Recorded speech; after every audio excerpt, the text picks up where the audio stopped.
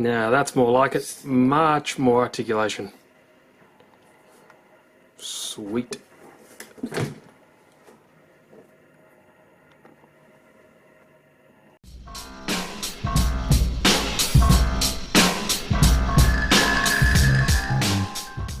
What's up everyone, Steve here again from RC Tanks and Trucks 24/7, and this truck might look familiar. This is the RGT or RX4 from HSP. It's kind of like a it's marketed as a 110 scale, but it's like a 112 scale crawler.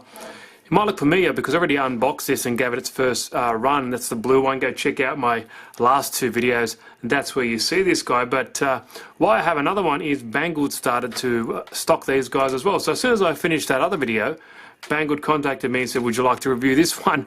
And yeah, it's exactly the same as the blue one. So I thought, a great opportunity. Well, let's rip this off. I actually do like the grey colour as well.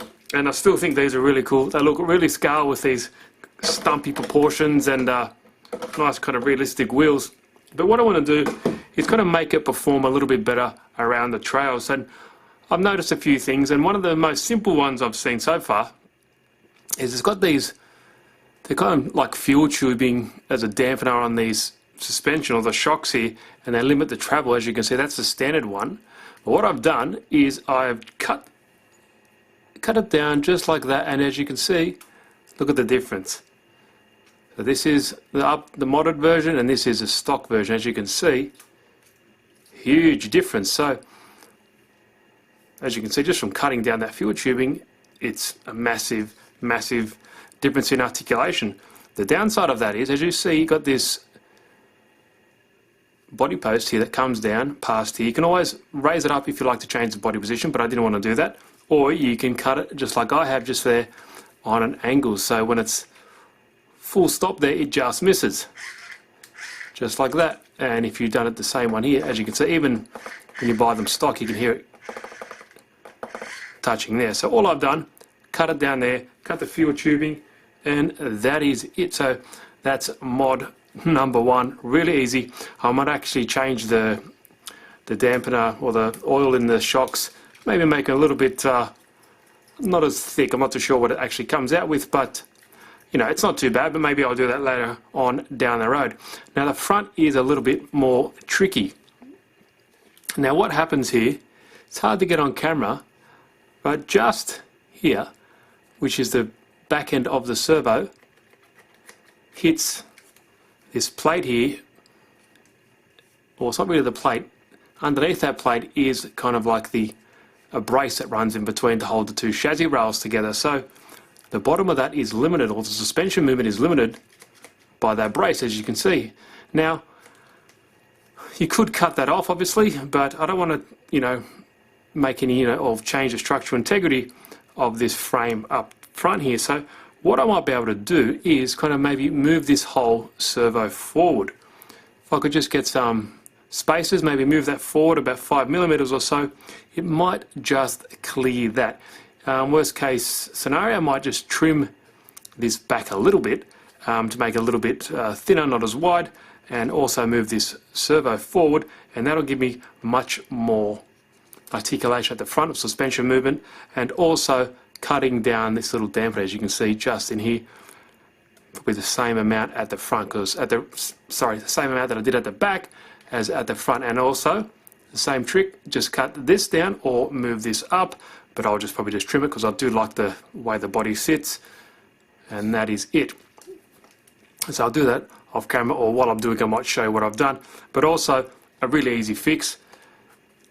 As you can see, the front tyre on full lock hits the front bumper, but the benefit of this is it's got these two screws. You can just slide this bumper out to where it doesn't hit anymore. Now another easy fix before I get onto the more complex one of the servo is actually on the front here. It's got these little tabs, as you can see, just there, and they limit the movement of travel for the steering, as you can see. Now what I've done on this side, I've actually just cut that guy off, and it gives it more travel. Just, you know, it might only be a couple millimeters just there, but that adds up to a big difference when it comes out to the outside of the wheel. So just that little mod there also helped. So just a quick one before I forget, but what I want to do, I want to try and fix this guy and see if we can move this forward and give the front much more articulation. I'll leave the link in the description if you want to go check it out. Like I mentioned, it's from Banggood. The blue one I purchased from Crazy Hobbies. So yeah, when it rains it pours. Can't have enough crawlers, I guess. So let's get cracking on this and see if we can fix it. Hope you like this different position. I've kind of mounted my camera above me. I used to have it on a tripod and keep shuffling it around everywhere. It was really annoying. I got it up above, kind of looks semi-professional, but yeah, first time I'm using it. So anyway, now what I've done, I've undone the couple screws at the bottom and loosened the ones up the top as well, just so I can shimmy this servo up to roughly where I think it's going to be. And it's around about 10 millimeters or about 8 millimeters. You have to move it forward so it clears that plate. As you can see, it's cleared that plate now. Now the second issue that's going to happen now is cleared that plate. Now this bad boy, which is just a plastic plate that just kind of helps hold all the electronics up here. In this case, it's a 3-channel receiver.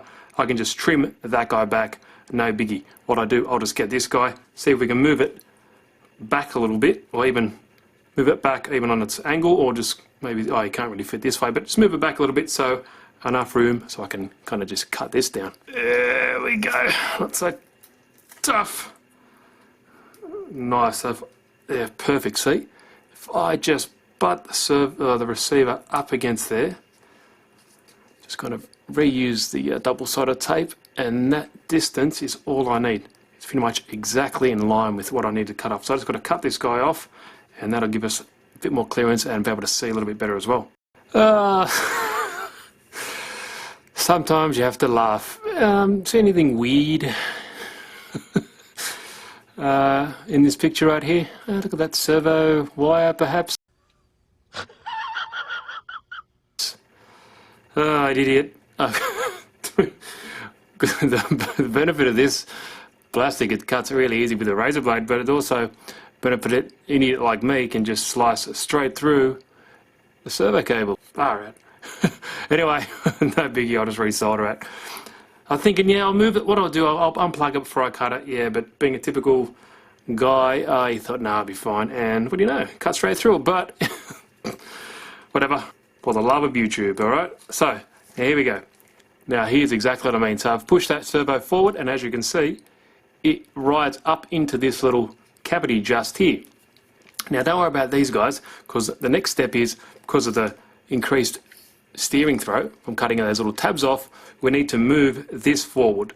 This bumper bar, it's easy. You've got these 2 screws here, and let's just do that now. You can just undo these guys. Oh, idiot, can't believe what... You know what's weird when you actually know that, you know, you think, oh yeah, I'm probably going to hit that, and you think, nah, I'll be fine. And then, yep, you hit it anyway. Oh well, it's all part of it. Another way you can do that as well, if you have one of those kind of low profile servos, you can obviously replace with that. But I'm kind of trying to do all these mods without costing anything. You know, a lot of RC guys will have, you know, spare screws and stuff like that lying around. So generally, you could probably do this on the cheap as well, or, you know, it doesn't cost you anything, like myself. Because moving this servo forward, for example, you probably just need some longer screws that you get the ones out of there, maybe 10 or maybe 15 millimeter screws, just to take up that distance. Some spacers here. You could even use some offcuts of plastic if you want to go full ghetto. But yeah, it won't cost that much at all. That's why I wanted to try to do this on the cheap or costing nothing at all. So if I move this forward, and good thing about it, there is a lot of room or a lot of spare cable that you get for these LED lights, kind of just wrapped up under here. So if you just move this forward now, just like that, for example, if I just kind of push this all the way out, and I don't want to rip out this cable, if I just move this forward a little bit, there we go, and you can kind of tuck those wires out of the way of this servo, you could definitely get more travel. As you can see, it kind of just fits up into this cavity just like that. And you can reroute that wire if you want, but much more flex already, and it's already hitting that body post up there without even cutting this little dampening or the like fuel tubing that it has there for like a dampener. So you cut that off, get that servo to fit in nicely there, reroute some of these wires I could even mount that on the outside, this wire, and cable tie it just out of the way, or just rip it off like I did just then, and yeah, give you some more room. So what I'll do, I'll kind of clean all this up, see if I got some spaces for this servo to kind of bring it down around about, I think you'd be 8 to 10 mil, it'll be fine, and this shouldn't cause any issues with the steering throw either with that distance. But we'll only find out when I push it out and button it all up, which I'll do right now. Alrighty, so I've fixed the amateur hour stuff up on that servo wire, and I found these nice little plastic spacers that I'm going to use just here for the servo. As you can see, I've spaced it out. It fits perfectly, as you can see from that little trimming up job I've done just there. What I might do is just put another washer just to bring it out 1 or 2 mil further, because as you can see, it's right on the money, I think, and it's just nipping it. So I'm going to bring it out a couple more mil and put this other guy in there. And what I also need to do, I don't like the angle of this steering arm here, or the steering rod. As you can see, it's a fair bit, might get a bit of bum stop. So what I might do is see if I've got something a little bit longer to push this backwards in the direction that it was, and hopefully it shouldn't bind up. But I'll get all this buttoned up, and yeah, let's see how it looks. Oh yeah, there we go. Got it all set up. Yes, I've only got 2 screws in there, but just to see if it all works. And as you can see, it's not functioning as well as it should. So what I need to do is pop this guy off, bring this steering arm back a little bit so it's not so much of an extreme angle, because yeah, it does work, but not as I wanted to, not as smooth as I wanted to. So let's move this guy back, push it out, see if I get any spaces to move that steering arm backwards. But apart from that, he is looking fine. Clears it really nicely. Okay, what I decided to use, still use a stock steering horn. I was going to use this bad boy, but I'll leave that for something else. It has some greater torque that can actually benefit from that. So I use a stock plastic horn. I'm going to use a new steering end. It originally had this puny little guy, but the thread inside is the same. So what this will be able to do, it give me the amount of distance that I need with this on the end, and I can just use a longer screw to go through to the other side of this. Much better, and yeah, easy to work with as well. Sweet. Oh, there we go. Much better. Now when I put it on the table before, trying to move it with that stock setup, it wouldn't even turn. It was just binding up. There we go. That's what I've created. Much better. So there's that additional piece that I used. Got rid of the stock one, use this spacer, use a basic screw with an additional length to go all the way through to the front of the stock steering horn there. It is plastic, as you can see. Much better. Obviously it's not lined up. There we go. Hunky dory. We can adjust some of that throw, but yeah, much better with that. That's excellent. So let me get the screw in there before I forget, because I definitely will, and I'll lose it. But sweet.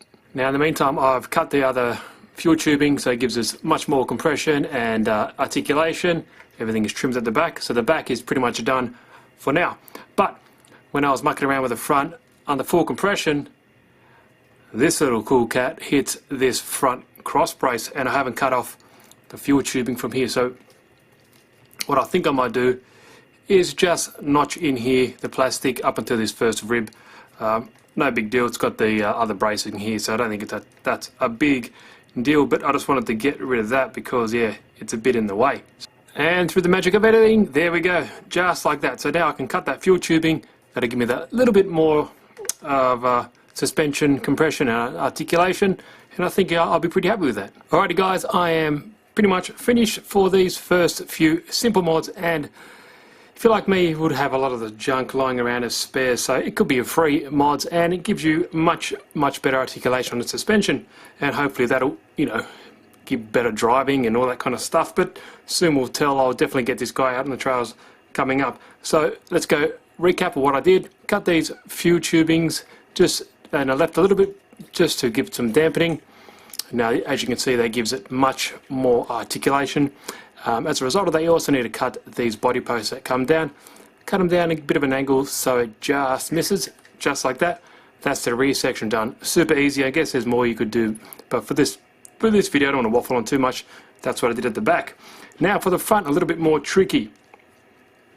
In order to give you more suspension at the front, you obviously want to cut the fuel tubing at the front as well. Not as much as the back, but I just cut it a little bit, left a bit of there for dampening.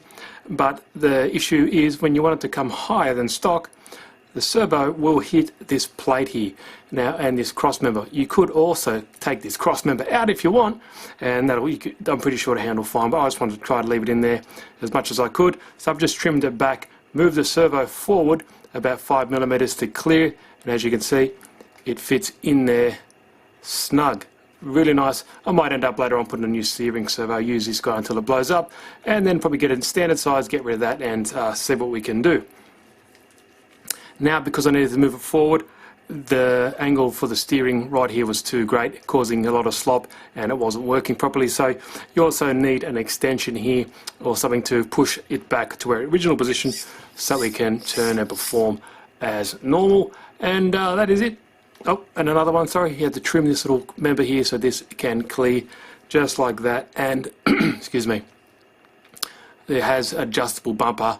You have to cut them off so it's flat and flush, so your steering servo can fit in there nicely. So another thing, I'm not too sure what the weight of the shock oil is. You could put thinner oil in there to give it a bit more flex, but so far that is good.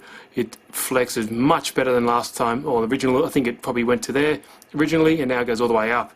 And I forgot to mention as well, you've got to cut these body posts just like the back as well, just on a bit of an angle so it misses. So that's the first set of mods. Really happy with the basic, how cheap it is and how quick it is to really do. I'm waffling on a lot on the camera, so you can get it done much quicker if you were doing it yourself without having to talk on the camera. But I wanted to show you guys what you can do, and this hobby is still fun with these super cheap RCs. In Australia, this is $249, but this one here is from Banggood. Comes with this really nice, dark grey colour. I like it. I'll leave the link in the description if you want to go check it out. But yeah, even though some of these are cheap, you can make, and I think a lot of the fun of it is modding these guys up to see how they actually can perform on a cheap setup. So definitely I would try that later on.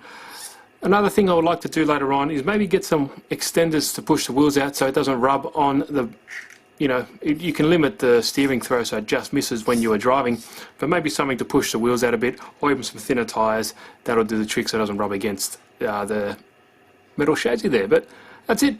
Pretty happy with it.